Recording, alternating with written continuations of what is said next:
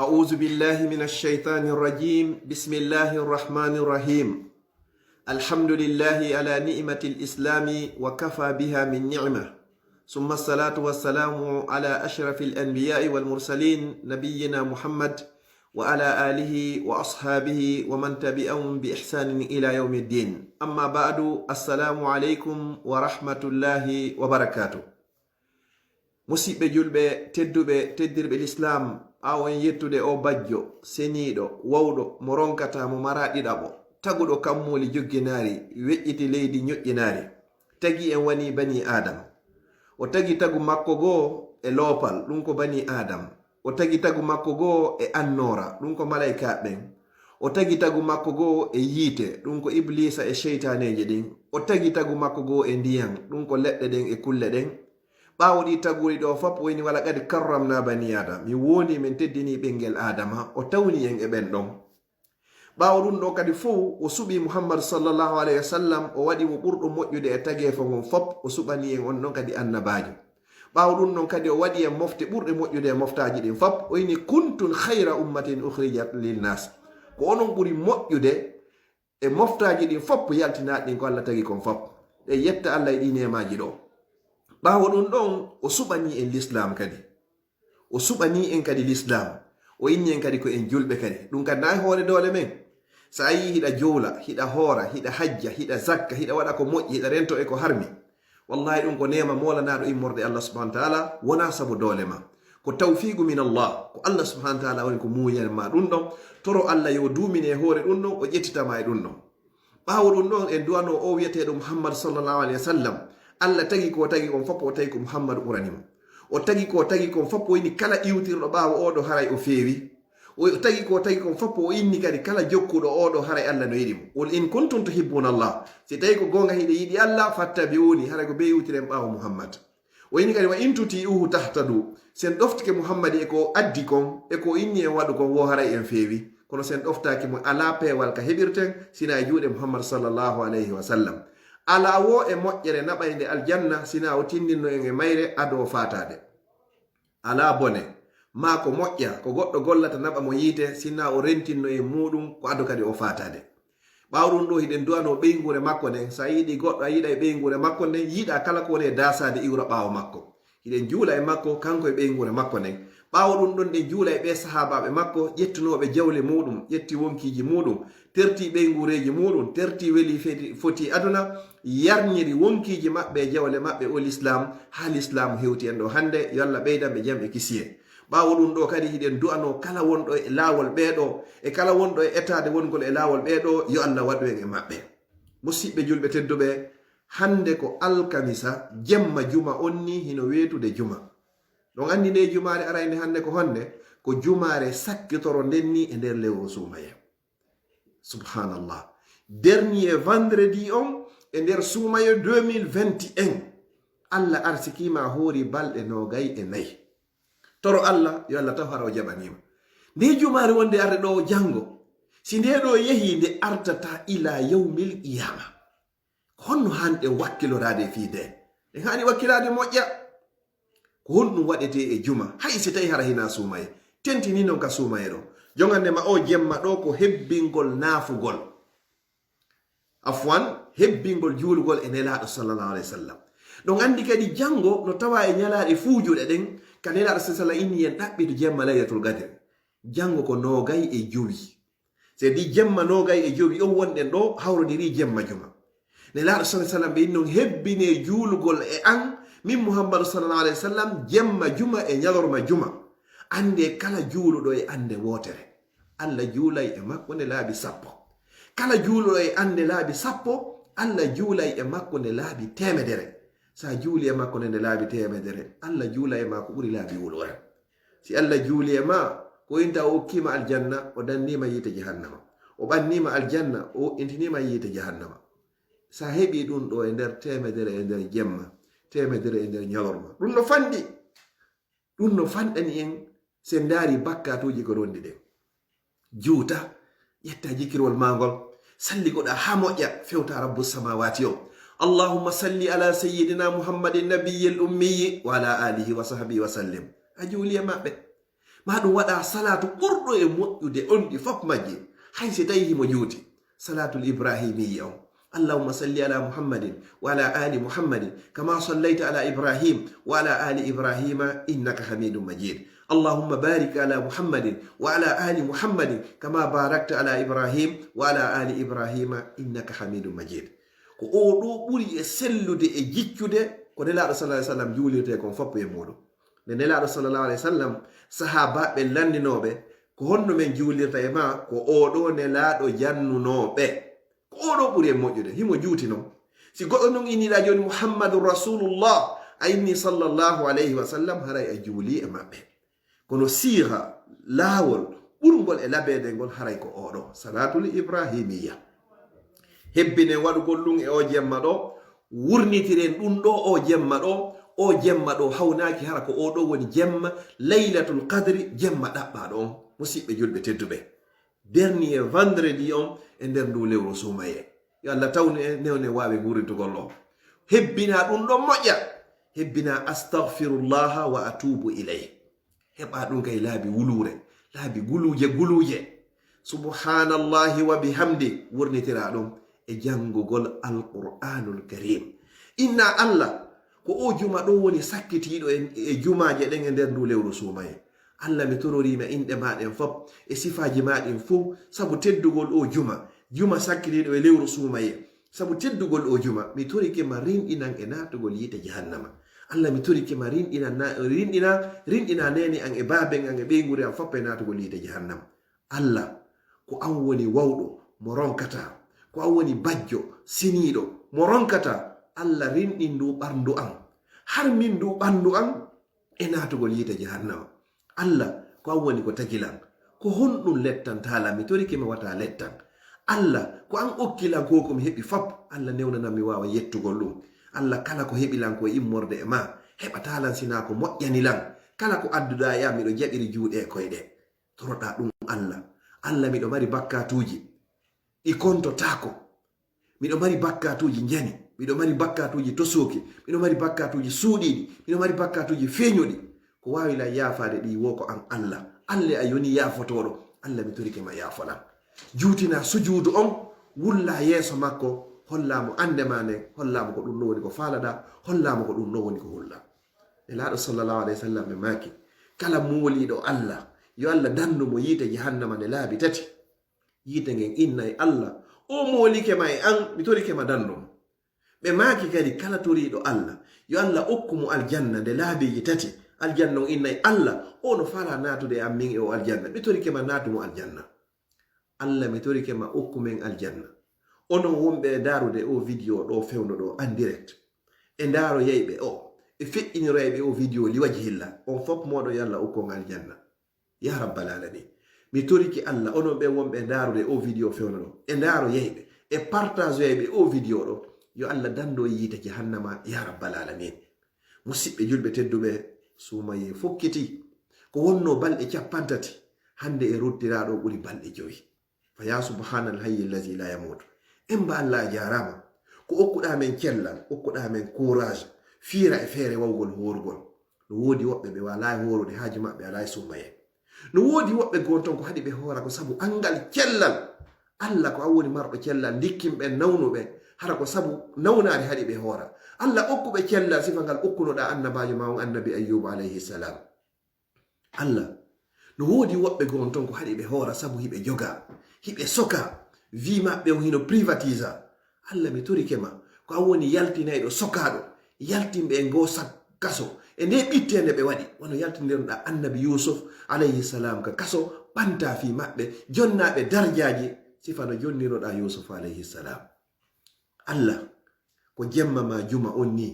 jemma ɓurɗo e moƴƴude e jemmaji ɗin. no wodi wonɓe ɓittendeji, wonɓe e andeji. Allah ko an fop woni ko wawi ittugol ɓe ɗum ɗo. Allah min torike ma yaltinɓe e ngun ɓiƴo e ngon goƴo ngoɓe woni e muɗum ɗon wano ittirnoɗa annabi yusuf, annabi yunusa ka nder reedu lingingin. innaka ala kulli shay'in qadir. no wodi musidɓe meɓen huluɓe, no wodi musidɓe meɓen ɓittiɓe, no wodi huluɓe bomɓe, no wodi hulɓe laamu. Allah mi torike ma waɗu hijabu e amen wano waɗirnoɗa hijabu e nelaɗo sallallahu alaihi wasallam e Abubakar ni Siddiqi kafammere ya rabbal alamin innaka ala kulli shay'in qadir. ɓawo ɗum ɗo feƴƴude musidɓe yulɓe tedduɓe jango ko juma juuloy juma hiɗen andi nela sallallahu alaihi wasallam maki as-salawatul khams waqtuji ɗin joyi wa ramadan ila ramadan e sumaye ha e sumaye wa umratun ila umra e umra kadi ha e umra wo mukaffiratun lima bainahun. Allah yafoto bakkatuji fof koni hakkunde majji. Si goɗɗo juuli subaka no juulirte non e leer, o juuloyi fana kadi no juulirte non e leer, bakkatuji ko waɗɗa hakkunde waqtuji ɗon kon ɗon ɗiɗi Allah yafike ma sina jeɗɗi halkoji ɗin. Sa juuli fana a juuloyi alansara, bakkatuji ko wonɗa hakkunde mon ɗon kadi Allah yafike ma ɗon si wona hara ko jeɗɗi halkoji ɗin kadi. Musidɓe julɓe tedduɓe teddirɓe diina, si tawi kadi ko sumaye horuɗa, a horiɗo sumaye ɗo hikka, a horoyi kadi arowon, Allah yafike ma ɗi bakkatuji ɗi waɗɗa hakkudeji ɗon si wona hara ko bakkatuji jani ɗin halkoji ɗin woni ko waɗɗa. Musidɓe julɓe tedduɓe, mi toriki Allah subhanahu wa ta'ala wata Allah naɓu o sumaye sina hara fop meɗen e rinɗinama e natugol yite jahannama. ɓawo ɗum ɗo ko honto wonɗen nini fewno ɗo yo renti image on ɓawon ka juulirde meɗen masjid ibadur rahman e nder laaken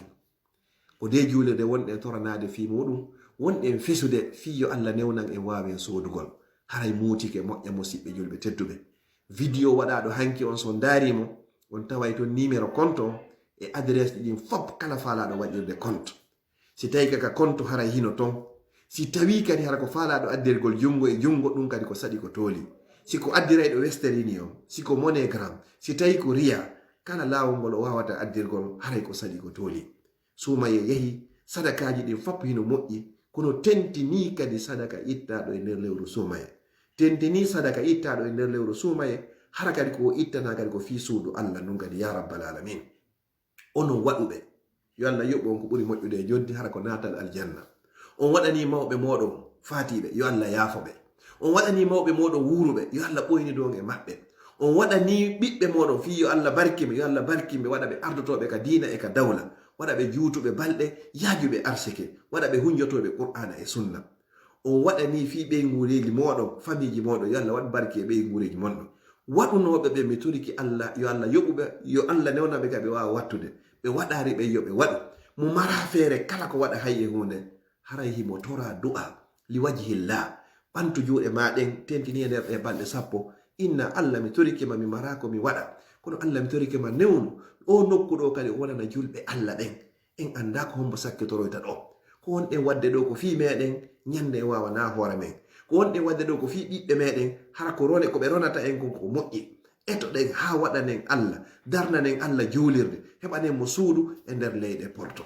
haray ala ko a heɓari haray voyage ma on o barki sa ari e leyɗe porto ko tawata leyɗe ɗe waɗiraka fiika Allah rewe an a ari ga a etiki ha juulirde woni ɗo hara ko a woni sabu hara ko mbuɗuma naati e muɗum ɓe sikki ɗum haray seteyagal mangal moƴƴi mo be men yo landi hoore muɗum ko parcelle ji jelu soruɗa a anda sa darnayde ko cuuɗi jelu darnuɗa a anda sa hoɗay e majje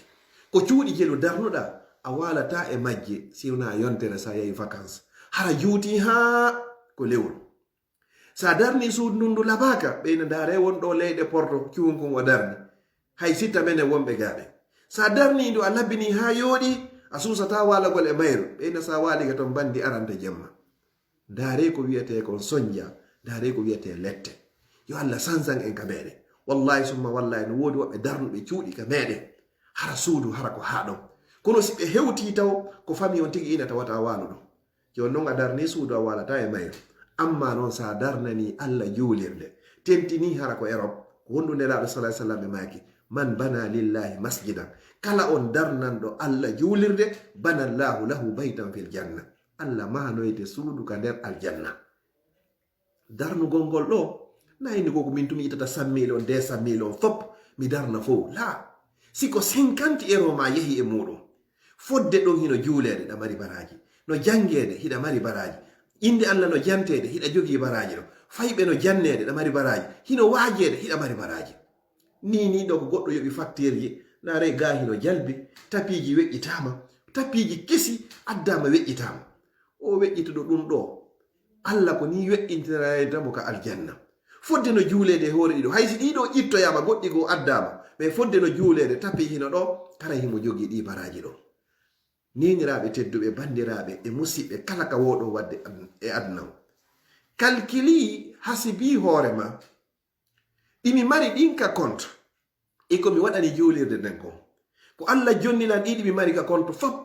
ko jelu mi waɗani mo non ɓay ɓe innama fi sabilillah ndara ko honnuge mum ɓuri ɗuɗude calculi cuuɗi ɗi darnuɗa e parcelle ji ko investisuɗa biyenji ma ɗin fop hakkude otoje e leyɗe e hectare ji e étage ji duplex ji ko darnuɗa kon fop ko combien milliard kuti ndara ɗon fof ko jelu naɓuɗa ka juulirde duplex ji ma ɗin a surratake e majji wano ene won e leyɗe porto kala mayɗo ga si goɗɗo maayi ɗo ka airport ko direct ka ɓerɗe ɓe naɓatama ka suuduma amma non o mo wonɗa waɗande ɗo ka juulirde ɗo ko on tawoyta ka gaburu ma ñande surroɓe arti nelaɗo sallallahu alaihi wasallam ɓe maaki wo yatba'ul mayyitu thalas wo ko piiji tati woni ko ɗowtata mayɗo ara nun kum ɓeygure ma nden ɗowtete ɗiɗa ɓunɗum jawdi ma nden ɗowtete tata ɓunɗum golle ma ɗen ɗowtete ɓeyni wo piiji ɗiɗi yilto luttida e gotum ɓeygure ma nden jawdi ma nin taw si tawi ka otowal ma katwal ma ɓe adduma ko ɓe adde ha ka fewna ɓerɗe ɓeyna oto natata ka ɓerɗe jawdi ma ndi yilto ɗon ɓe ɓorama ha laaɓa posta o vaccin ji ɗin basin ji ɗin ɗi fop majji a ɓorete taw ɓe rapama e kasenge hun tum fiwata awra ma on yaltito subhanallah conci ma ɗi ɓurnoɗa e hoolorde ko soda ko satti hara complet basin goto no yeeye 350 à 400 kono a waɗata 400 euro fi ka juulede kono a sooday complet goto sa calculi complet on e tikka wongol e bisuji ɗin e saku on e disare nden a tawa ɗo yehi 400 euro kono si innama ɗo fi sabilillah ko 10 euro iddata fi juulirde nden joni noon ndi jawdi maɗa ko ɗon ndi woni e yiltade ɓe ɓorama ha laaɓa hara e siɓɓe ma goo ɓe fuɗɗike kuulondirde hande kadi ndara oɗa ko basin bulejo oɗa ko vaccin mo be maɓɓe ari ka hakkille mum ronayi oɗa ka sendoygol hay a surraka taw jawdi ma ni foppa ɓorama ñande mayɗa a walotako ka danki ma a ƴawataka nder otowal ma sinayo ngal ɗowte ha ka hunduko berɗe jawdi ni yiltike ɓeygure ma nden rewɓe ɓen e ɓiɓɓe ɓen e fayɓe ɓen fof si wure on ƴettama ni ɓe ara ɓe wullama nde wotere sowru sakkitorɗo non baba yehi moodi an yehi koto an yehi ɓiɗɗo an o yehi ɓe wullama pellet kono pellet ɓe naɓete nden ñande ɓurɗoma yidde on ko wallayde walla hewtoroyaka gayka ɓeygure ne kande yiltike yiɗuɓe ma ɓen ha ɓe yaha ha ɓe wallama ɓe ukkamaka nder gayka ɓeyna ɗo uddaki uddire ɗo adde nde hayre ɗo adde ngal leggal ɗo adde bapeɗen ɗo adde huɗo kon ɗo ko ɗon ɓe uddiray ma ɗon tawa fi hande kadi hay so tawi hari a mayano pellet ɗon a maye ɓe uddama ha moƴƴa ɓe umbita wulloɓe wulli et la vie continue ko han e honɗum luttidi ka nder kaburu ma ton ko golle maɗe jawdi ndi yiltike ɓeygure ma nde yiltike si tawi ko jawdi ma ndi noon hanno rewa Allah perdi waɗi ka waɗani waɗi siko ɓeygure ma nde hanno rewa Allah perdi waɗi jawdi ma ndi e ɓeygure ma nde si ɓe salike ya rew Allah ko an woni ko perdi ko luttiɗoɗa ko wanoɗoɗa ka nder gayka ɗo wo ka timma 1 métre de largeur ko an e golle maɗe si tawi hiɗa investisanno hoore maɗa ka juulirde a taway ton siɗa investisno koloyru a taway ton siɗa investisno e lekkol no jangede a taway ton siɗa yoɓuno paykoyno jangude diina ɗum a taway ton siɗa dankino nene e baaba a taway ton siɗa moƴƴino e julɓe ɓen a taway ton siɗa janguno qur'an a taway ton siɗa famuno diina l'islam a taway ton si ɓe landinake man rabbuka a famuno a taway ton ɓe landikema ko humboni annabajo ma o a taway ton ko honɗum woni diina l'islam ɗum a taway ton kono a tawoyta ton duplex ma on wonɗo on lambanji ko tawata fi makko ton ko ɓe landotoma ko honno heɓirɗa jawdi nin ha darnuɗamo ko ɗum petto woni ko tawata ton musidɓe julɓe tedduɓe ette e waɗa non hoore mon kala ka wi'a fi Allah tawi hiɗa wawi waɗude waɗu nelaɗo sallallahu alaihi wasallam ko ɓe maaki neɗɗo fuu neɗɗo so ari o tororima fi Allah okkore mo fi Allah ta lando ko honto o iwri kuma ko honto o fewi fi sabilillah waɗu fi Allah ka waɗɗa ɗon fi Allah ɗon Allah windanima ɗum ɗon ɗin baraji ɗon fa'atu sa'ila walau atakum rakiba okkore on tori ɗon hay tawi wari on hara himo waɗɗi nene gotoɓe tedduɓe mi toriki Allah yo Allah okka on battane moƴo jemma ɗaɓɓa ɗon e nder ndu lewru sumaye ɗum ko jemma laylatul qadri yo Allah okko en on jemma haray ɗen mari baraji ɗen mari moƴƴere ɓuri rewɗo Allah e nder duuɓi 83 sabu jemma goto sikki fewonɗo wona ɗanagol fewonɗo na ngamelo fewonɗo na nyama ha padaranno fewonɗo na leer darugol Facebook na feere darugol YouTube fewonɗo ko leere tinnare ko leere dewal wakkilagol goto e meɗen anda sumaye arowo si tawa en yo Allah tawno en so tawnari en yo yaafo en meɗen fonti juuɗe fi juulirde meɗen nden masjidu ibadur rahman e nder lakin hari ko wonno ka page meɗen Facebook lawol kisallo ko o musidɗo moɗon Abdallah Diallo Bruxelles ka alluwal meɗen sumaye ka duɗal meɗen ahlu sunna wal jamaa e nder Belgique mi torike rabbul ibadi o wawɗo mo ronkata on moƴƴereji ko woni e nder lewru ndu fuu yo Allah waɗu geɓal meɗen kambaji ko woni ton kon yo Allah on reeni en ayna en o danda en o hesina en haray en jango